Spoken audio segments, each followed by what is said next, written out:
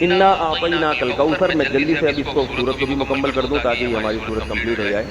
ترجمہ کر دیتا ہوں. انا اعطیناک الکوثر، اے نبی ہم نے آپ کو عطا کی کوثر. فصلی، بس آپ نماز پڑھیے، لربک، اپنے رب کے لیے، ونحر، اور قربانی کیجیے. انا، بے شک، شانئک، آپ کا دشمن، هو الابتر، وہی دم کٹا ہے، وہی اسی کی نسل ختم ہوگی، اسی کا ذکر خیر ختم ہو جائے گا، وہی ناقص ہے، اس کا کوئی نام لینے والا ان کے بعد نہیں ہوگا.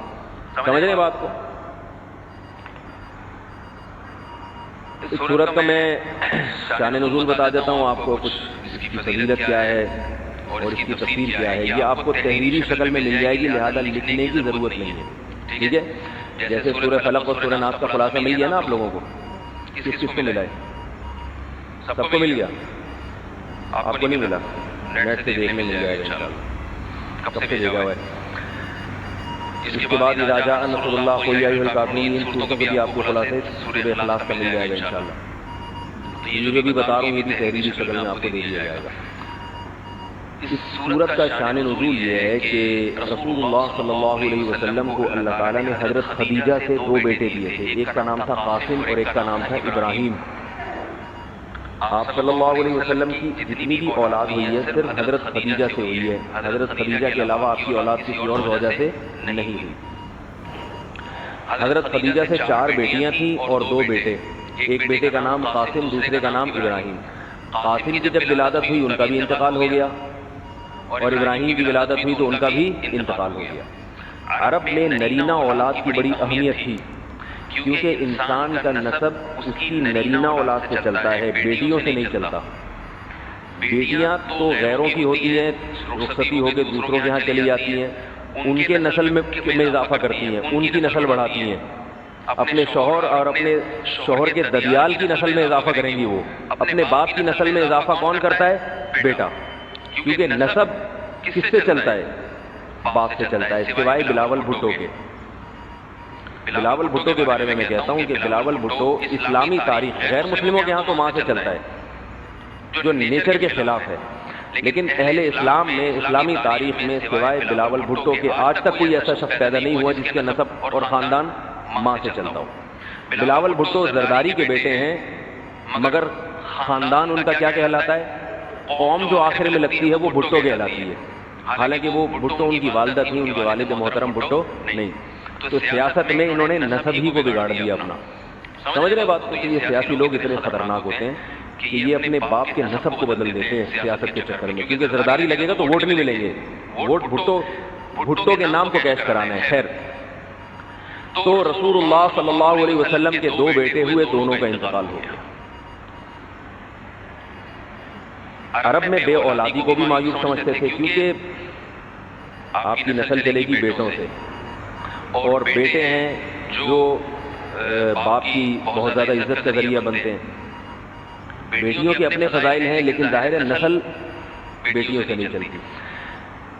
تو جب نبی صلی اللہ علیہ وسلم کے دونوں بیٹے مر گئے، دنیا سے چلے گئے، تو عاص بن وائل بہت بڑا دشمن تھا اہل اسلام کا، وہ اور قریش، دیگر قریش، وہ یہ کہنے لگے کہ محمد صلی اللہ علیہ وسلم معاذ اللہ ابتر ہیں. کیا مطلب؟ ان کی نسل ختم، اور ان کا نام لینے والا ان کے بعد دنیا میں کوئی نہیں ہوگا، کیونکہ بیٹے ہی نہیں ہیں. تو ریاض کون رکھے گا؟ اولاد ہی نہیں ہے. باپ دادا کے نام کون لے گا؟ اولاد تو ہے ہی نہیں، بیٹیاں ہیں.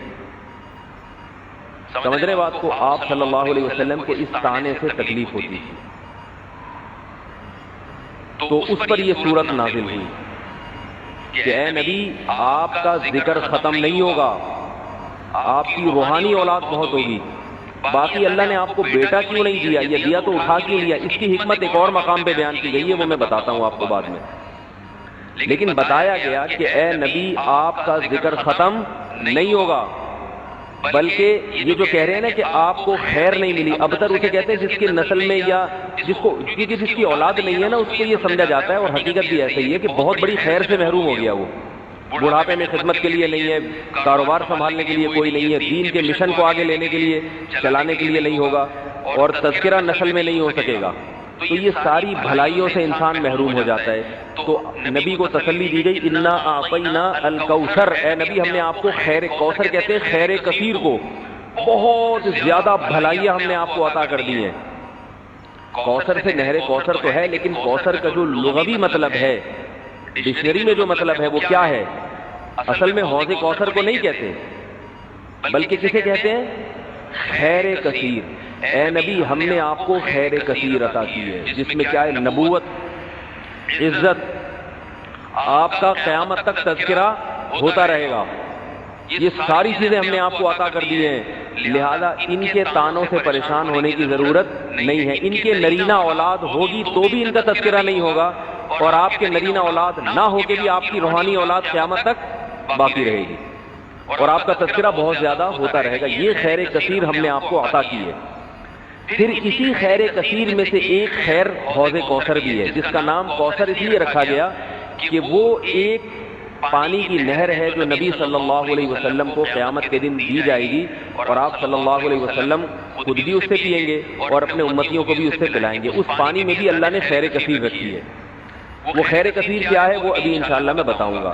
تو اس کا مصداق یعنی یہ آیت منطبق ہوتی ہے حوض کوثر پر بھی، ٹھیک ہے؟ تو یہ تو اس کا شان نزول ہے کہ اللہ نے بتا دیا کہ یہ جو آپ پر طنز اور طعنے کر رہے ہیں یہ لوگ ہیں جن کی نسل ہے ختم ہونے والی، ان کا نام لینے والا کوئی بھی نہیں ہوگا۔ بڑے بڑے سرداروں کے نام تو لیا جاتا ہے ان کا آج، لیکن اچھے جذبے سے نہیں لیا جاتا، ان کا نام برائی کے طور پہ لیا جاتا ہے۔ یہ تو اس سورت کا ہو گیا شان نزول۔ اس سورت کی فضیلت کیا ہے؟ حدیث میں آتا ہے، صحابہ کہتے ہیں کہ ہم بیٹھے ہوئے تھے رسول اللہ صلی اللہ علیہ وسلم کے ساتھ مسجد میں، آپ صلی اللہ علیہ وسلم پر ایک دم کچھ غنودگی سی طاری ہوئی، بے ہوشی کی کیفیت طاری ہوئی جیسے وحی میں ہوتی تھی۔ تو اس کے بعد جب آپ صلی اللہ علیہ وسلم بالکل بیدار ہوئے ہیں، نارمل حالت میں آپ صلی اللہ علیہ وسلم آئے ہیں، تو بڑے خوش تھے، اور آپ صلی اللہ علیہ وسلم نے اس سورت کی تلاوت کی۔ اللہ کے نبی پر جب وحی آتی تھی نا تو جیسے ہی آپ صلی اللہ علیہ وسلم ہوش کی حالت میں آتے تھے تو فوراً ان آیتوں کی تلاوت شروع کر دیا کرتے تھے تاکہ میں بھول نہ جاؤں۔ تو آپ نے فوراً بسم اللہ الرحمن الرحیم پڑھا، اور انا اعطیناک الکوثر فصل لربک وانحر ان شانئک هو الابتر، یہ آیتیں نازل ہوئیں اور آپ نے فوراً ان آیتوں کی تلاوت شروع کر دی۔ جب یہ شروع ہوئی تو صحابہ نے پوچھا یہ کوثر کیا چیز ہے؟ آپ صلی اللہ علیہ وسلم نے فرمایا میرے رب نے مجھے بشارت دی ہے کہ قیامت کے دن مجھے ایسی نہر ملے گی، وہ نہر ایسی ہے کہ اس کے جو پیالے ہیں جس سے لوگ پانی پئیں گے وہ چاندی کے ہیں، اور ان کی تعداد ان پیالوں کی گلاسوں کی اتنی ہے جیسے آسمان کے ستارے، اور اس نہر کا پانی برف سے زیادہ سفید ہے اور شہد سے زیادہ میٹھا ہے، اور میری امت میں کوئی بھی اس کا پانی پیے گا تو اسے کبھی بھی پیاس نہیں لگے گی۔ میدان حشر میں جو لوگوں کا سب سے بڑا مسئلہ ہوگا وہ پیاس ہوگا، سب سے بڑا مسئلہ۔ اور کہتے ہیں سمندروں کا پانی بھی اگر پی لے کوئی ساتوں سمندروں کا تو اس کی پیاس نہیں بجھے گی۔ تو میرے اللہ نے مجھے یہ نہر دی ہے، جو میرا امتی اس سے پی لے گا اسے کبھی بھی ہمیشہ کے لیے اس کی پیاس ختم ہو جائے گی۔ پھر آپ صلی اللہ علیہ وسلم نے فرمایا اسی موقع پر اسی حدیث میں کہ کچھ میری امتی آئیں گے حوض کوثر سے پانی پینے کے لیے، فرشتے انہیں وہاں سے ہٹائیں گے، دھتکاریں گے۔ میں کہوں گا کہ یہ میرے امتی ہیں تو فرشتے کہیں گے کہ آپ کو علم نہیں ہے ما احدثوا بعدک، کہ انہوں نے آپ کے بعد بدعتیں ایجاد کر لی تھی، ہیں تو آپ کے امتی مگر انہوں نے آپ کے دین میں تبدیلیاں کر لی تھی، جو دین آپ ان کو دے کر گئے تھے اس پر انہوں نے قناعت نہیں کی، اپنی طرف سے اس میں اضافے کیے، ایڈیشن کہتے ہیں نا، بہت ساری چیزیں بڑھا لی انہوں نے۔ تو اس میں وعید بھی آپ صلی اللہ علیہ وسلم نے بتا دی کہ حوض کوثر سے بدعتی کو پانی پینے کی توفیق نہیں ملے گی۔ تو یہ تو اس صورت کی فضیلت ہو گئی۔ اب اس صورت کے مضامین کیا ہیں، تفصیل کیا ہے اس کے اسباق کیا ہوتے ہیں، یہ انشاءاللہ پھر وقت کے ہمارا پورا ہو چکا ہے، یہ اگلے لیکچر میں سورہ ماؤن کے ساتھ۔ وما علینا الا البلاغ۔